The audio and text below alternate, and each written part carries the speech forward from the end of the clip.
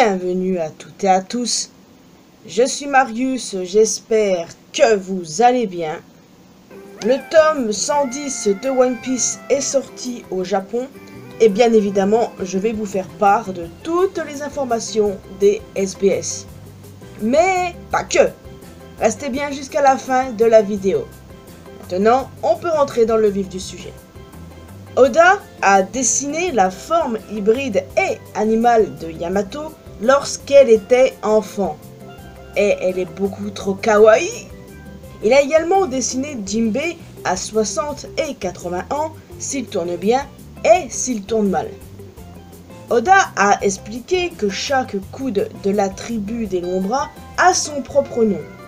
Le coude le plus près de la main est appelé le coude de l'amitié. Et celui le plus près de l'épaule s'appelle le coude de l'amour, qui semble représenter la distance émotionnelle avec sa moitié. Oda a dit que la raison pour laquelle Luffy garde ses vêtements quand il se transforme en géant sous sa forme Gear 5, c'est pour ne pas que l'on voit ses bijoux de famille. Ouais, Oda est vachement en roue libre en ce moment. Quel troll! Quand un lecteur a demandé à Oda qui a donné de la nourriture à Luffy sur Egghead, rappel, il était affamé dans le chapitre 1103, puis rassasié dans le 1106, il a répondu ceci. Était-ce Franky ou alors Sanji qui était présent à côté de lui? Kizaru et Sentomaru étaient aussi présents. Celui qui l'a fait n'a jamais été démasqué. Cette action semble avoir été faite à la vitesse de la lumière, à tel point qu'elle a été totalement imperceptible à l'œil nu. La vitesse de la lumière? Ces propos confirment ni plus ni moins qu'il s'agit de Kizaru, comme le pensaient déjà de nombreux fans. Et ça, c'est vraiment cool. On a enfin la réponse, les débats inutiles vont enfin cesser. Oda a révélé qui était le designer des vêtements des 5 doyens.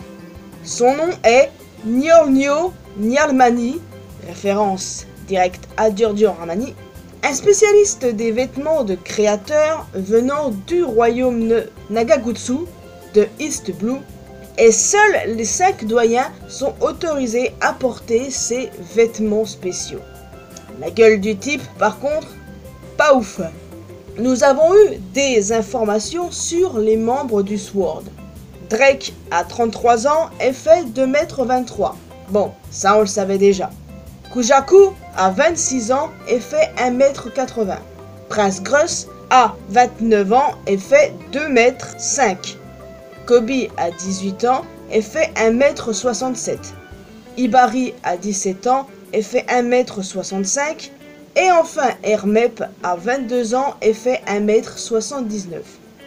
Bien que Kujaku et Gruss soient des cadets de Drake, ils ont été dans la même année de formation de la marine.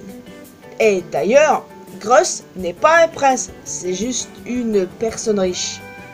Nous avons également eu des informations sur les vice-amiraux présents sur Egghead.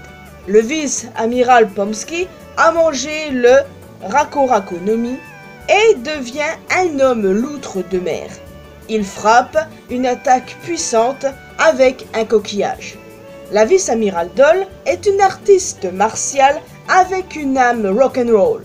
Le vice-amiral Tosa peut mordre, entre guillemets, avec ses mains. C'est un utilisateur de style T-Fist.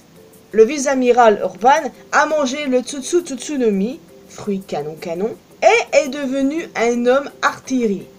Le haut de sa tête peut également devenir un canon. La vice-amirale Blue Grace a mangé le Nori Nori no Mi et est devenue une femme pilote. Bon, ça on le savait déjà. Et en plus, elle est comme une sœur aînée pour Tsuru. Le vice-amiral Hond a mangé le Inu Inu no Mi, modèle chien de chasse, d'où son nom. Et il est dans la même année de classe que Smoker. Le vice-amiral Red King frappe avec un poing armé droit. Et enfin, le vice-amiral Guillotine a une lame sur sa tête qui peut être lancée comme un boomerang. J'ai la chanson d'Étienne Dawa en tête maintenant.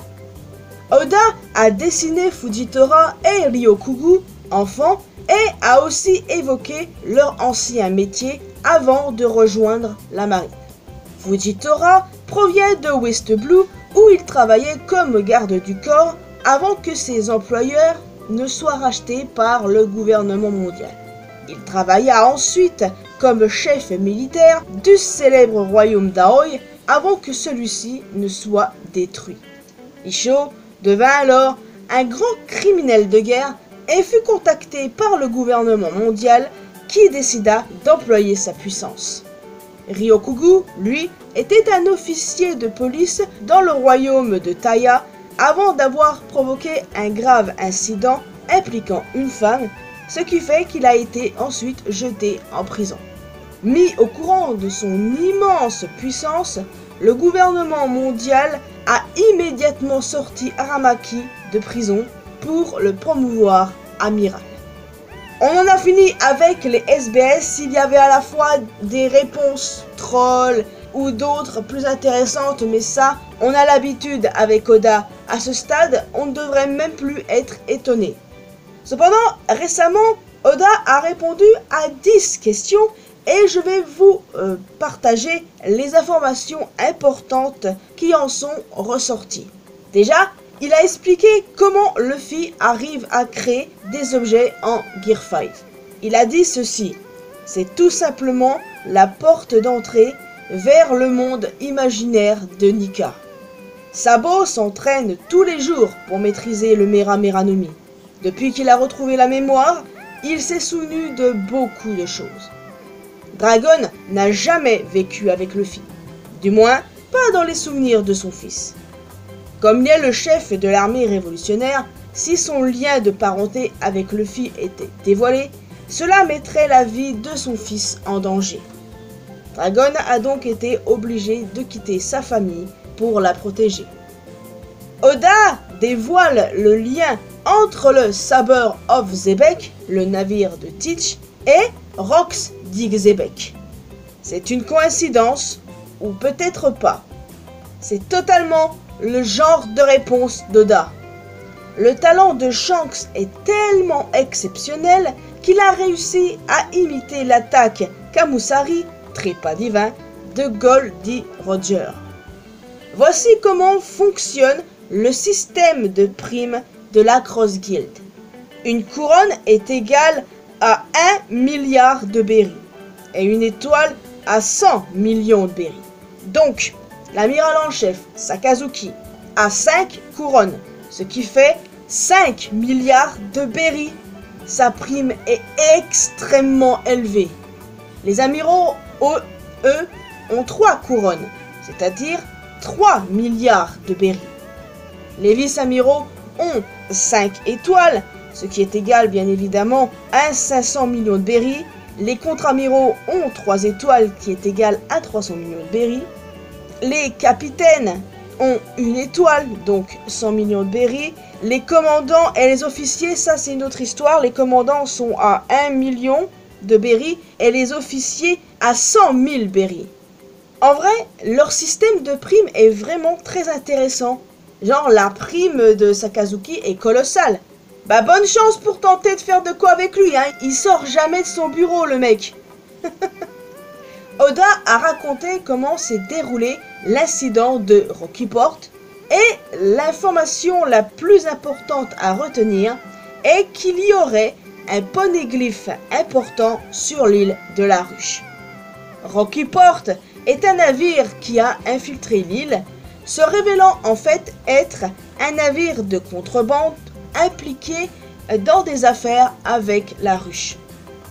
L'eau qui a infiltré leur navire parce qu'il a entendu parler de ce poneglyphe s'est battu contre eux. Ensuite se sont rajoutés Kobe et Barbe Noire.